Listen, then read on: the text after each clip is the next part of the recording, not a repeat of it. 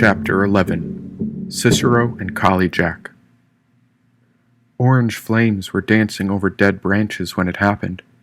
I was looking into the fire when a glowing coal transformed itself into a burning eye.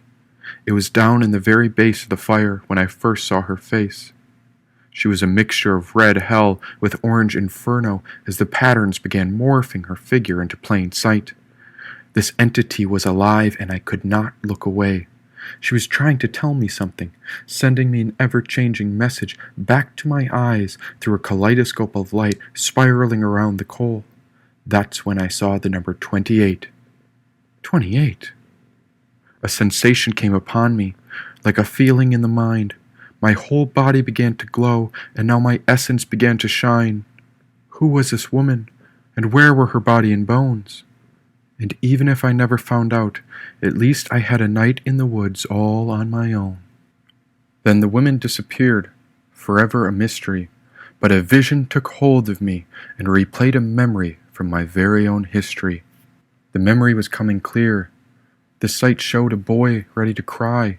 It was I, an observer, starting my first days of work at the age of 5. They'd taken me from my father. They gave me a notebook to observe. The white man told me to look with my eyes and write down whatever I heard. There were no other rules or explanations in my youth, but I remember drawing a picture that day when I saw Ditto climbing up to that control booth. He was wearing white, heading to the master computer up high. I watched him grab the microphone and speak to the entire factory, and I was certain that this man could die. Nature has the answers. Ditto's voice rang over the factory speakers. It's high up in the trees, deep under the ocean, and way off in the stars. Look up and you'll see it. Touch nature and you'll feel it. Listen to the land and you will hear it. Nature knows to keep going, so that's what you'll do. Keep growing. That was the first observation I ever made, and the best memory I had. It happened on December 28th, before things got bad.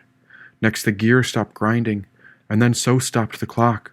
The entire workforce panicked when they assigned everyone colored smocks. All rules changed when the order called upon the guns. I bet that's why they built those walls, so that none of us could run.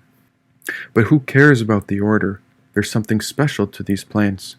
And ever since I ate those wild mushrooms, the whole forest started to dance. Nature was tricking my eyes and then trickling around my toes, because all of my senses were aware as how the wind blows. A new presence was creeping closer. I felt something pulling on my sleeve. The whole world took a breath in, and then the forest began to breathe. Shh, it whispered. The animal came alive when 2 eyes emerged. A creature was tugging on my coat, but still not a word? I think this was a beaver, or maybe an overgrown fox. Well, goodness, it's up on its hind feet, and I think it's about to talk. I've had a look at the moon, and tonight's the night. Only a couple more hours, and all will be right, said the creature with orange eyes. I've got old bones now, had them for many years, but I've been waiting all my life, and tonight it occurs. You don't say. Did you hear what I said? The creature paused. It's come back for you. This creature had no clothes, only gray and white fur on its body, with a pointed white muzzle. The creature tiptoed around the fire and came back towards me. Well, pardon me, sir. Is this your space? I said. The name's Cicero, and there's no place I call my own. I live all over, so that way I'm always home. I suppose you're out looking for the pyramid, too, it said. A pyramid? What? Of course. Why else would you be out here on a full moon? Said Cicero. I hadn't spoken to anyone in weeks. Ever since I ran from the order, I'd been surviving alone in the woods. I was days away. Wait, it's only been a few hours. Not even a single night. And I have friends around here, too. Maybe I'm lost, I told the creature. Lost? No such thing. I see you've already made the fire, so what else did you bring? Said Cicero. I checked my pockets and set the canvas with the arrowhead beside me. Are you looking to trade? There's plenty I sell. See, I walk these woods often, and I walk these woods well, said Cicero. No trades, but I am missing my friends. Oh, so you're a wandering one, eh? Then you're a bit like me. See, I'm not lost because I go exactly where I need, said Cicero. I crouched beside him. He came right up to me, and then he raised his muzzle to my nose when two orange eyes were all I could see. A reddish-orange blaze began to swirl around his pupil when I caught a glance of that woman again. It was the same mysterious woman from the fire. Can I tell you a secret? Cicero paused. The woman is inside the pyramid, and she'll have every answer you'll need. Answers? What kind? My answer might not be the same as yours, because I'm looking for some heat. See, there's a chill rattling down my backbone, and I keep shivering in my feet, said Cicero. It was a warm summer night, but when I looked closer, I saw his bones trembling inside his fur. Well, the fire's right here, so why not take a seat? I don't mind if we share. Well, thank you, good sir, and thank you for all you'll do. I sensed you long before this fire, and that's why I came to have a word with you. There's a secret to these flames. Not all fires are the same, but this one's special. We should give her a name, said Cicero. Both of our noses turned to the fire, while orange flames whiplashed black smoke into the night sky. Oh, I can feel her spirit. I think she's upset with the pitch black. Good golly, I've got it. What if we call her? Cicero paused. Kali. I looked closer at the coals as she began morphing before 6 arms came reaching out to grab me. The more I looked, the more I saw she was standing on the body of a dead man. Are we sure she's a girl? What if her real name is something like Jack? Goodness, I've got it, said Cicero. We'll call her Ma Kali Jack. I wasn't so sure about Cicero's motive with the fire, but I never expected to be naming campfires, especially when this creature was on the verge of falling in and burning alive. Hey there, guy, you mind taking a step back? You're getting a bit close to the flame, don't you think? Back in the Order, they taught us how things like this are impossible, how animals are to be eaten and not spoken to, but every time I looked at this creature, I saw myself on his eye.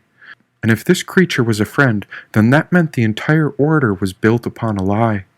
A lie, said Cicero. Do you know the difference between the truth and the lie? He held up a paw against his temple, right beside his ear and his sight. 5 fingers were on the side of his face, separating his eye from the ear on his right. 5 fingers is the difference between what they tell us in our ears and the truth we see with our own eye, said Cicero. He turned his head to make sure I was watching. Then his paw glided across his face until he was covering up his left eye. Only one eye was staring back. I did enjoy making new friends, but it was obvious this fella didn't have many of them. He stood waiting for me to notice his fingers covering his left eye. Still waiting there, and he looked very awkward holding up a paw like that. Then Cicero turned and peered into the flames. And it's so nice to have you with us, Ma Kali Jack, said Cicero. He extended a paw into the fire and shook hands with the flames. Cicero bowed to the campfire while his fur floated like the prayer flags I'd seen at the mass graves below the factories. Quivering calves held on to Cicero's heels while the flames began to grow. It was nipping at his body, and it was making me sweat. The light kept flowing, everything was growing, and it started moving slower when Cicero started glowing. Cicero took a step into the fire before his paw grabbed a hot coal. Hey, take it easy, man. Are you trying to die? You better take a step back because I think your whiskers are starting to fry. Burning isn't so bad, not when you've lived this cold. I'd rather be purified by your flames than wait to wither when I'm old, said Cicero, stepping out of the fire. There's only one path to the pyramid, and the mushrooms know the way. If they're glowing now, then I wouldn't wait until they fade. Go when the moon starts to peak. Watch for falling stars. You'll need to cross over the creek, but not too far. Wait for midnight. That's when you'll know you're near. And after all that, you'll have to choose a stone from that soul-carrying deer.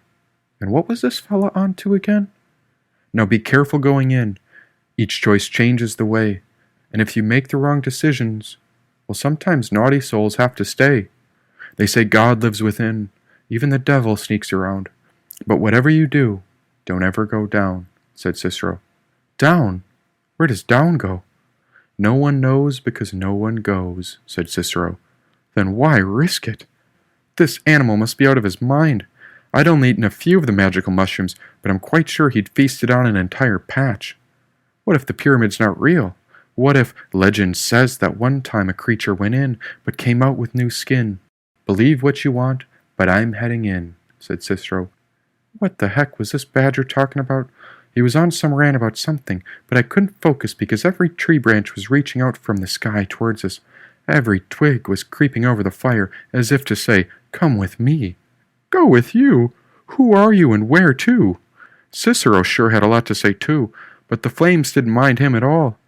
And what were they whispering about now? I leaned closer to hear what Cicero was saying, but a flame shot out and tried to poke my eye. "Did you get all that?" said Cicero. "And make sure you don't die."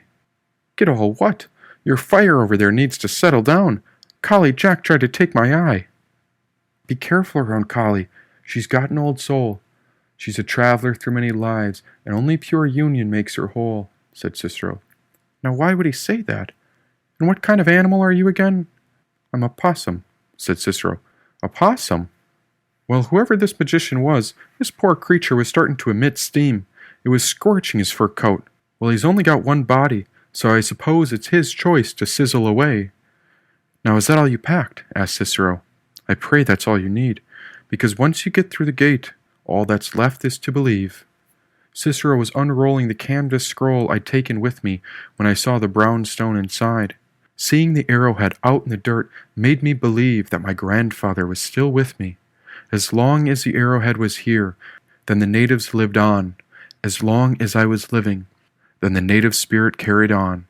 Cicero reached for the blade to inspect it when I saw how cold his fur had gotten. His fingers were trembling as he handed me the arrowhead. Wrapping the canvas around the poor creature's back, I tried to keep him warm. "Thanks, Collie Jack," said Cicero. Cicero wrapped himself in the canvas without looking back. All was calm in the forest when my mind began to slip into a new vision as my body found its way to the ground. Oh, and before I doze away, I heard there's a holy man on top. There's only one way to see him. Go up and don't stop, whispered Cicero. "Is that where you're going?" I asked Cicero. "I'll go wherever the pyramid needs me to. It's not for me to know. But whatever happens, at least you and I had the courage to go." "Not everyone is so brave," said Cicero. I watched the opossum prepare a spot to sleep beside me. He was getting ready to lie down, but stopped abruptly and held the blank canvas up between us. Pulling it tight, he used the coal in his hand to burn a small hole in the canvas. "A hole? It's not even yours." "There," said Cicero. "This is a reminder. If you want to see the truth, then look with one eye." He pressed his orange eye up to the hole and stared at me through it. Indeed, he was a strange little animal, but I was too intrigued to find it at all creepy. And as my eyes began to fall shut, I held my eyelids open for one last look up at the stars. Precious starlight lingered in the heavens. It was so peaceful up above, and so calm down below. As I took another breath in, I watched the universe glimmer in the most spectacular disorder I'd ever seen. I couldn't help but wonder what kind of magic could make this. And who knows, maybe there is a pyramid with answers. But for right now, I'm sure glad to be friends with this opossum. The fire popped when a spark jumped towards my eye. I rolled over and felt the heat on my back. "We are here to serve the mother," said Cicero. "Call her Ma Collie Jack."